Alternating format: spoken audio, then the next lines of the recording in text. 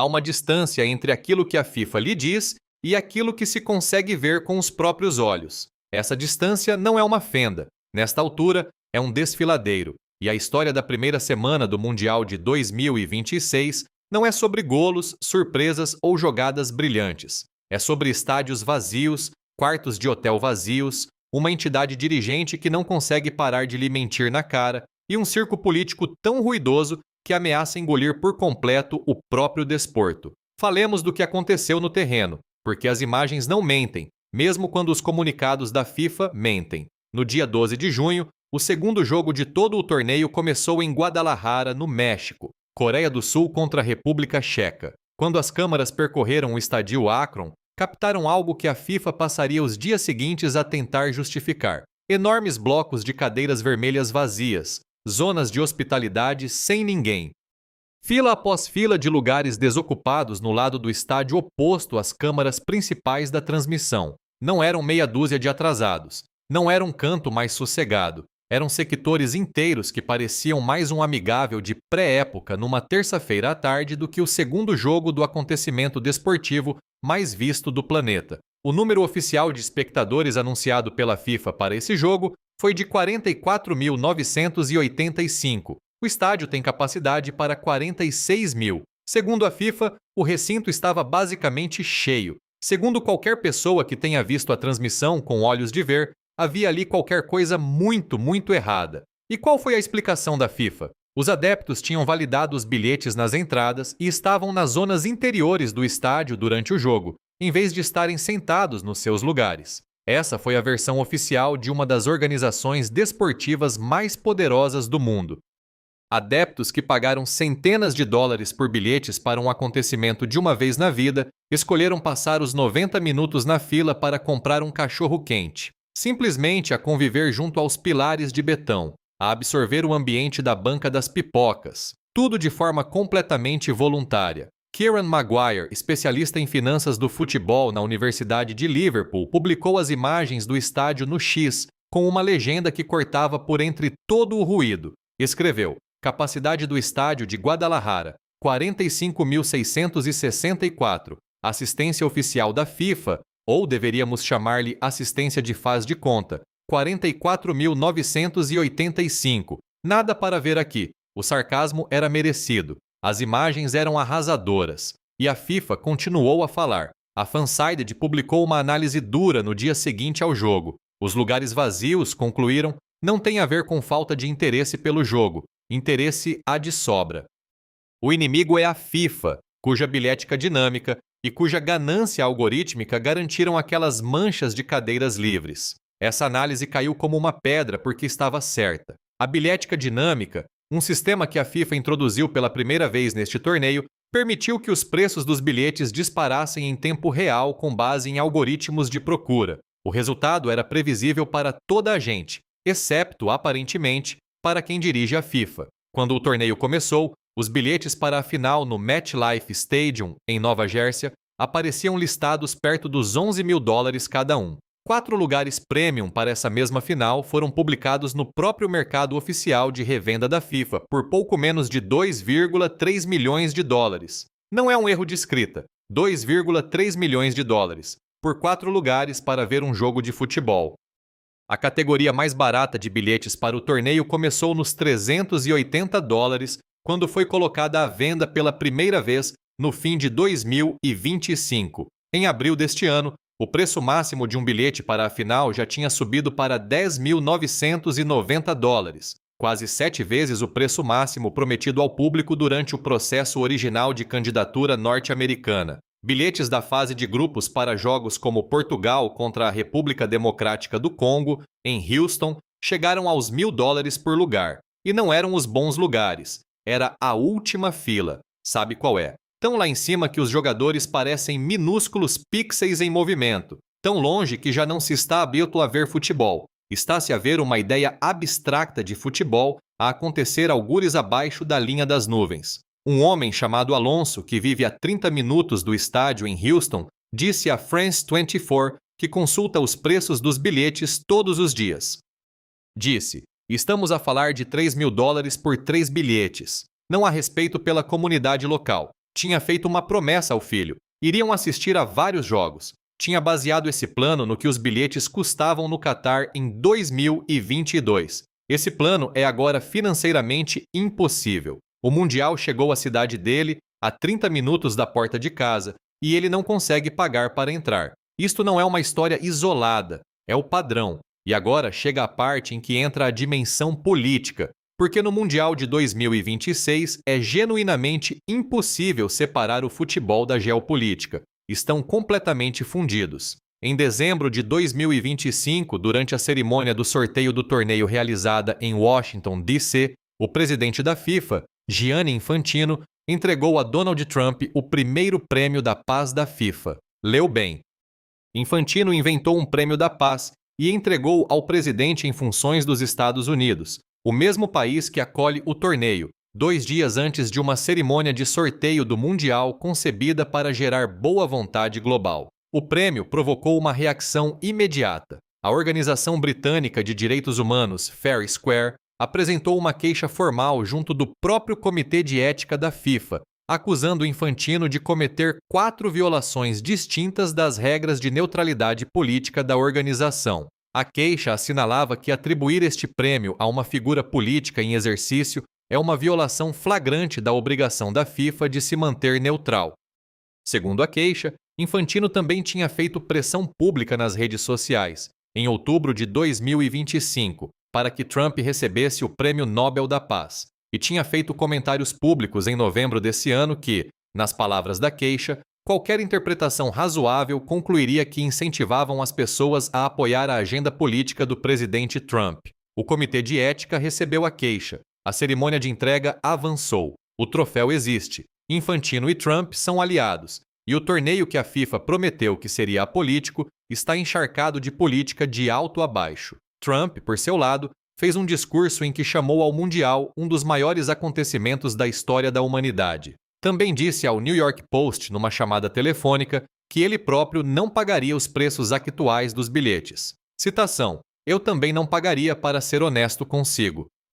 O presidente, que aceitou um prêmio da paz da organização que dirige este torneio, virou-se depois e deixou o presidente dessa organização exposto por causa dos preços, tudo no espaço de poucos meses. Infantino, por sua vez, defendeu os preços, citou os valores do mercado norte-americano, culpou o mercado de revenda dos Estados Unidos, sugeriu que vender bilhetes demasiado baratos apenas criaria uma oportunidade para os cambistas lucrarem, e deixou uma frase memorável para quem gasta grandes quantias, chamando-lhes, e isto é uma citação real, pessoas de qualidade. O congressista Frank Pallone e a representante Nellie Paul enviaram uma carta diretamente a Infantino, acusando a FIFA de manter os preços dos bilhetes artificialmente elevados, apesar das flutuações da procura no mercado, e pedindo transparência total. Depois, no fim de maio, as procuradoras-gerais de Nova York e Nova Jersey foram mais longe.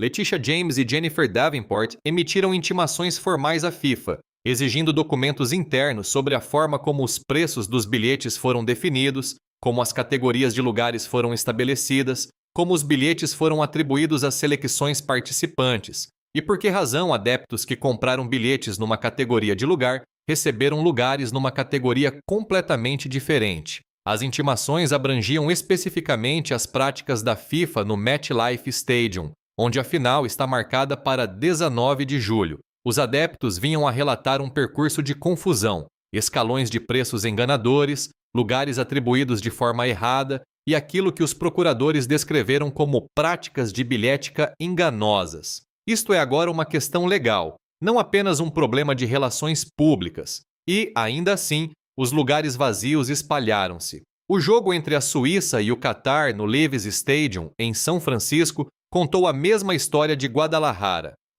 As câmaras mostraram filas de cadeiras vermelhas por ocupar. O jogo de abertura do Canadá em Toronto tinha falhas visíveis nas bancadas. A FIFA apresentou a mesma explicação: adeptos nas zonas interiores. The Athletic fez uma análise dos dados oficiais de assistência dos 6 primeiros jogos e concluiu que, segundo os próprios números da FIFA, apenas 1.574 lugares ficaram desocupados em 6 jogos. Qualquer pessoa que tenha visto sequer uma daquelas transmissões na televisão percebeu que esse número não era credível. Os hotéis estavam a viver a sua própria crise. Em Houston, que recebe 7 jogos do Mundial, mais do que qualquer outra cidade do torneio, um gerente de hotel sentou-se diante das câmaras da France 24 e disse algo notável. Para o fim de semana de abertura do Mundial, ainda tinham 80 quartos por vender num total de 100, 20% de ocupação, durante o Mundial. Este hotel tinha investido $15 mil especificamente para se preparar para o torneio. Concluíram obras de renovação à espera de uma vaga histórica de visitantes. Receberam um fio de gente. O gerente descreveu a experiência como uma relação de amor-ódio com a FIFA. Disse-o com o tom resignado de alguém que entende exatamente o que essa expressão significa. As projeções de visitantes para Nova York, originalmente fixadas em 1,2 milhões de chegadas internacionais, foram reduzidas para 500 mil, e com base nos dados reais de reservas hoteleiras disponíveis quando o torneio começou, até esse número revisto era considerado otimista. Hotéis que aumentaram as tarifas dos quartos em 300% na expectativa da procura estão agora a cortar preços para valores inferiores aos normais de verão. Não conseguem encher quartos. O Fórum Econômico Mundial, citando dados de tarifas hoteleiras em cidades anfitriãs de Atlanta a São Francisco, informou que os preços estavam 1/3 abaixo das projeções anteriores ao torneio. A Oxford Economics tinha projetado inicialmente que 1,24 milhões de visitantes internacionais gerariam enormes receitas turísticas. O que chegou em vez disso foi uma combinação de fatores tão perfeitamente montada para travar as viagens internacionais que quase parece deliberada. Um professor de economia entrevistado pela France 24 em Houston explicou-o de forma direta. O impacto econômico local projetado, de 1,5 mil milhões de dólares, depende de adeptos internacionais encherem os estádios e gastarem dinheiro nas cidades. Disse que o impacto seria maior se os europeus viessem e enchessem os estádios. Mas não estão a vir. As razões estão, nesta altura, bem documentadas. Restrições de vistos e a incerteza mais ampla em torno dos vistos criada pelas políticas de imigração da atual administração. Bilhética dinâmica que tornou os bilhetes inacessíveis para os adeptos internacionais, precisamente o grupo demográfico que mais gasta em viagens. A guerra com o Irão, que fez subir as tarifas aéreas e criou um clima de segurança que leva alguns visitantes internacionais a pensar 2 vezes antes de viajar para os Estados Unidos. A atividade de fiscalização do IC, e perto de cidades anfitriãs do torneio, que gerou uma cobertura noticiosa internacional significativa e não fez os Estados Unidos parecerem um destino acolhedor. E aquilo a que economistas e analistas de viagens chamam agora amplamente o Trump Slump, uma queda mensurável e documentada nas viagens internacionais com dormida para os Estados Unidos, iniciada em 2025 e continuada este ano. As viagens internacionais com dormida para os Estados Unidos caíram 6,3% em 2025. O Mundial devia inverter essa tendência. Os primeiros dados sugerem que não o fez. As projeções econômicas originais para este torneio eram extraordinárias. Especialistas do Fórum Econômico Mundial sugeriram que o Mundial de 2026 poderia contribuir com mais de 40 mil milhões de dólares para o PIB global. A FIFA e os comitês da candidatura dos Estados Unidos prometeram um acontecimento econômico transformador para cada cidade anfitriã. A distância entre essas projeções e a realidade que se desenrola no terreno não é um erro de arredondamento, é uma falha estrutural. E depois há o SoFi Stadium, em Los Angeles, no dia 15 de junho, o jogo mais politicamente carregado do torneio até agora. Irão contra Nova Zelândia. Os adeptos iranianos enfrentam neste Mundial um conjunto particular de complicações que vai além dos preços dos bilhetes. A própria seleção nacional iraniana chegou aos Estados Unidos apenas um dia antes do jogo de estreia, porque responsáveis da Federação Iraniana de Futebol enfrentaram complicações de visto devido a alegadas ligações ao atual regime iraniano. A equipa foi obrigada a instalar o seu campo-base no México, e não nos Estados Unidos, atravessando a fronteira para cada jogo. A Federação Iraniana apresentou mais tarde um protesto oficial à FIFA, depois de os Estados Unidos alegadamente terem negado o pedido para viajar para Los Angeles 2 dias antes do jogo contra a Bélgica, um pedido logístico normal para qualquer seleção nacional. Segundo a Federação de Futebol do Irão, o pedido não foi aprovado pelas autoridades norte-americanas e o assunto foi submetido à FIFA pelos canais oficiais. Mas foi o que aconteceu fora do SoFi Stadium que cristalizou tudo aquilo em que o Mundial de 2026 se tornou. A maior comunidade da diáspora persa no mundo vive em Los Angeles.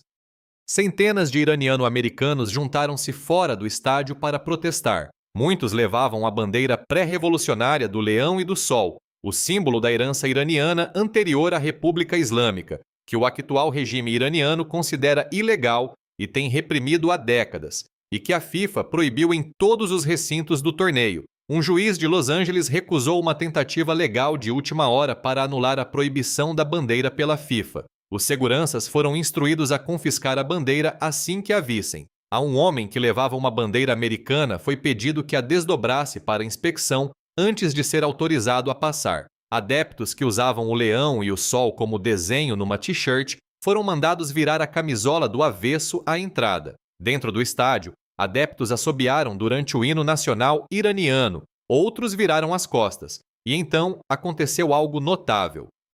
Um grupo de adeptos tinha conseguido fazer entrar pedaços separados de tecido, cada peça individual suficientemente inofensiva para passar sozinha pela segurança. Durante o jogo, coseram esses pedaços à mão nas bancadas e desfraldaram a bandeira proibida completa enquanto a partida decorria. A imagem dessa bandeira a aparecer na multidão, montada a partir de peças que não tinham autorização para entrar pela porta, correu o mundo. Lá fora, o ambiente era igualmente carregado. Centenas de manifestantes transportavam enormes faixas com o leão e o sol ao lado de bandeiras americanas. Alguns seguravam fotografias de pessoas mortas durante os protestos no Irão. Outros levavam cartazes a pedir aos jogadores que falassem publicamente sobre as condições dentro do país. Cânticos a exigir mudança de regime atravessavam a multidão.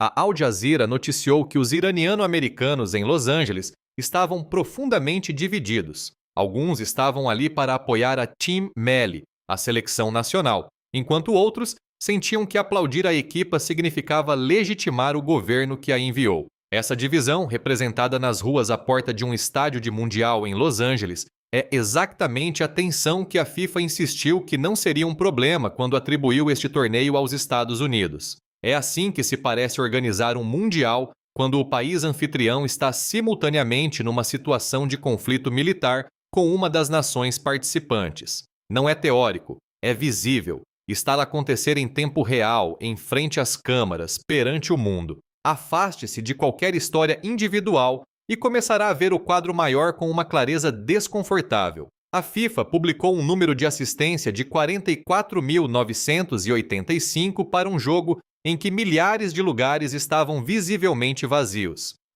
O presidente da FIFA aceitou um prêmio da paz inventado especificamente para ele e entregue ao presidente do país anfitrião, e depois enfrentou uma queixa ética que o acusava de 4 violações separadas das regras de neutralidade da sua própria organização. As procuradoras-gerais de Nova York e Nova Jersey emitiram intimações exigindo que a FIFA explicasse as suas práticas de preços de bilhetes e de atribuição de lugares. Hotéis em Houston comunicaram 20% de ocupação durante o fim de semana de abertura do torneio. As projeções de visitantes de Nova York foram reduzidas em mais de metade. O turismo internacional para os Estados Unidos caiu mais de 6% no ano passado. Adeptos em Los Angeles que não podiam pagar bilhetes e não podiam levar legalmente a sua bandeira, coseram essa bandeira à mão dentro do estádio enquanto o jogo estava a decorrer. O futebol está a acontecer, marcam-se golos, os jogadores correm e competem.